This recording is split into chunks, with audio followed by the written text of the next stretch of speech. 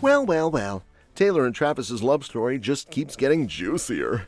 Ever since going public in September 2023, these two have been the talk of the town. Taylor showing up at Chiefs games, Travis vibing at Eras Tour stops, and fans obsessing over every move. But lately, the whispers of "what's next" have gotten louder, especially after an unexpected hint from Donna Kelce herself. Donna's casually joining a Taylor trivia night on a cruise ship. Just a fun mom moment, right?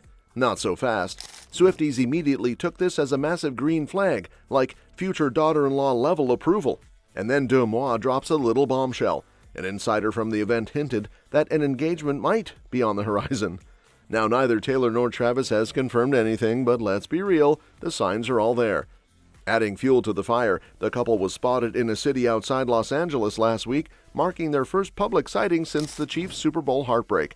Despite the loss, their bond seems unshakable, with Taylor supporting Travis's football commitments and him making time for her tour. But here's the twist. Travis's career is at a serious crossroads, and Taylor's been quietly grappling with what his next move means for them. Post-Super Bowl, Kelce mulled over retirement, and while Taylor is all about supporting him, sources say she's secretly worried about how it could shift their dynamic. She's reportedly ready to settle down, but isn't about to push him. In the end, Kelce committed to another season thanks to his $34.25 million contract with a $19.5 million payday this year alone. That means another year of juggling long-distance love, but fans are wondering, once Taylor wraps up her Eras Tour and Travis faces retirement again, could wedding bells finally be in the air? With Travis locking in another season with the Chiefs, you'd think the stress would be over, but not quite. Turns out, Taylor wasn't just worried about the impact on their long-distance love, she was gripped with fear over how Kelce's retirement decision could reflect on her. According to sources, Taylor's biggest concern wasn't whether Travis would play or retire, it was how the world would spin the story. If Kelce stepped away, would fans blame her? The thought alone was enough to make her anxious, especially after that awkward Super Bowl moment where she got booed. That sting didn't fade overnight, and while Travis brushed it off as just rival fans being petty, it did hit Taylor's self-esteem. How everything has gone and what his career has been. Remember, the Chiefs weren't always good when he was on that team. He had to persevere. He had to continue. That's a situation that doesn't happen to many players in the history of the game. And obviously, he has represented our sport fantastically, positive all the time. There's going to be reasons for people to hate Travis Kelce. There's going to be reasons for people to hate. What you can't deny is the greatness of Travis Kelce. You can't deny that he is one of one. You can't deny already great, already rich, already has a resume, already in the Hall of Fame, and it's like he's a guy that loves ball. The last thing she wanted was to be the scapegoat for Kelce's NFL exit. But here's the thing. Travis made it very clear that this was his decision. No pressure from Taylor, no behind-the-scenes persuasion. He just wasn't ready to say goodbye to the game yet. But even with that reassurance, the couple now faces a ticking clock.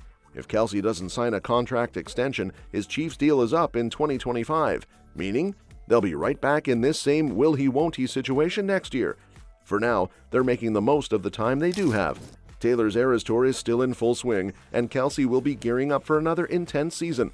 But with both of their careers reaching pivotal moments, fans can't help but wonder, will the next big decision be about football or a ring? Just when Taylor and Travis thought they could enjoy some quiet time post-Super Bowl chaos, boom! Bill Maher swoops in with a brutal joke, lumping their relationship in with Donald Trump's foreign policy moves. Because of course, why wouldn't their love life be a topic of political comedy? On Real Time with Bill Maher, the comedian quipped, "This world is so upside down now. It took President Trump 3 weeks to break up with Ukraine, Mexico, and Canada, and yet Taylor Swift has the same boyfriend for over a year." Now, we all know Taylor has way more longevity in relationships than Maher gives her credit for. Hello, 6 years with Joe Alwyn. But the joke still stung, especially with everything else swirling around them. Ever since the Super Bowl disaster, it seems like the couple's perfect fairy tale has hit a reality check. The spotlight has never been hotter, the criticism louder, and now their once dreamy, untouchable romance is under pressure. But here's the kicker. Despite all the noise, they actually do have a rare window of time coming up. This time is a great opportunity for both of them, meaning this could be their chance to figure out what's next. Engagement? A long-term plan? Who knows? For now, they're sticking together, dodging jokes and judgment. But with the world watching their every move, will they make it through the fire, or is the fantasy truly over? Just as Taylor and Travis continue to navigate their post-Super Bowl reality, another famous duo connected to Swift is making headlines, Blake Lively and Ryan Reynolds. The Hollywood power couple was recently spotted in Rhode Island, just miles away from Swift's lavish Watch Hill mansion, enjoying a wholesome family outing at an equestrian event with their kids. And naturally, this has reignited speculation about the state of their friendship with the pop superstar.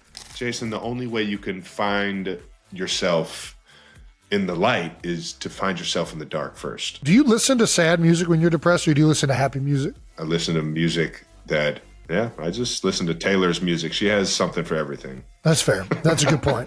And How the Eagles Broke My Heart. Yeah, no matter how bad I'm feeling, there's a country guy that's singing about it. No matter what mood, you can find some Taylor music. Yeah.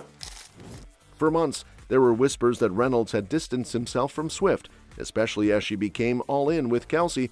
Fans noted how Reynolds, who's usually playful about Swift on social media, seemed less engaged as her high-profile romance took center stage. But their recent appearance in Rhode Island, so conveniently close to Swift's estate, suggests that any rumored strain may have been blown out of proportion.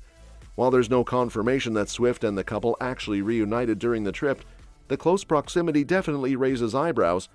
Given Swift's long-standing bond with Lively, dating back to 2015, it's hard to imagine they wouldn't at least try to catch up. And let's not forget, Lively and Reynolds' children have literally been immortalized in Swift's music, with their names appearing in folklore's Betty. That's not just casual friendship territory, that's forever friendship. At Faith Hill Farm, Lively and Reynolds reportedly charmed the local crowd, taking pictures, signing autographs, and proving yet again why they're Hollywood's most beloved down-to-earth couple. The farm's owner, Pam Malouf, couldn't say enough good things about them, calling them lovely to everybody. Sounds exactly like the kind of energy that would still align with Swift's inner circle, right? With so many recent headlines about Swift's personal life, from Kelce's career decisions to fan drama, seeing Lively and Reynolds re-enter the narrative almost feels like a full-circle moment. Are we on the verge of a cozy Rhode Island reunion, or is this just a case of famous friends coincidentally being in the same place? Either way, it's safe to say that all eyes are back on this iconic trio. Kelce's grand gesture is undeniably a game-changer for homeless youth in Kansas City, but it also speaks volumes about how love can inspire transformation. While Kelce has long been known for his big personality, on and off the field, his recent philanthropic efforts suggest a deeper shift, one that some believe might have Swift's fingerprints all over it. Let's be real, Swift has mastered the art of quiet generosity. She's made huge donations over the years, from funding food banks during the pandemic to giving her tour crew millions in bonuses. So when Kelce suddenly goes from being a party-loving NFL superstar to buying a mansion for homeless youth, it's hard not to wonder if Swift's influence played a role. And honestly, if that's the case, we'd love to see it. The fact that Kelce's 6-bedroom, 6,500-square-foot residence is not merely a symbolic gesture is even more amazing. It is a fully working transitional home that is managed by Foster Love, and it is furnished with everything from a study area to a game room. The goal here is not simply to provide young people with a place to live. Rather, it is to position them to achieve success for themselves. Swift, on the other hand, has maintained her own generosity by recently making a donation to Operation Breakthrough, which is another Kansas City nonprofit organization that is near and dear to Kelce's heart. This is in addition to the many other charitable gifts that Swift has made. Nevertheless, here's the thing. While the fact that their giving is really gratifying, it also places a spotlight on the massive wealth inequality that exists in our society. The fact that a single pop artist can casually donate millions of dollars while the average citizen is struggling to make ends meet raises some very significant considerations. Still, regardless of how one feels about billionaire philanthropy, there's no denying that Kelce and Swift are using their influence for good. Whether this move was Kelce's own idea or a sign of Swift's positive impact, it's making a real difference. And in the end, that is the kind of play that truly matters. See you next time.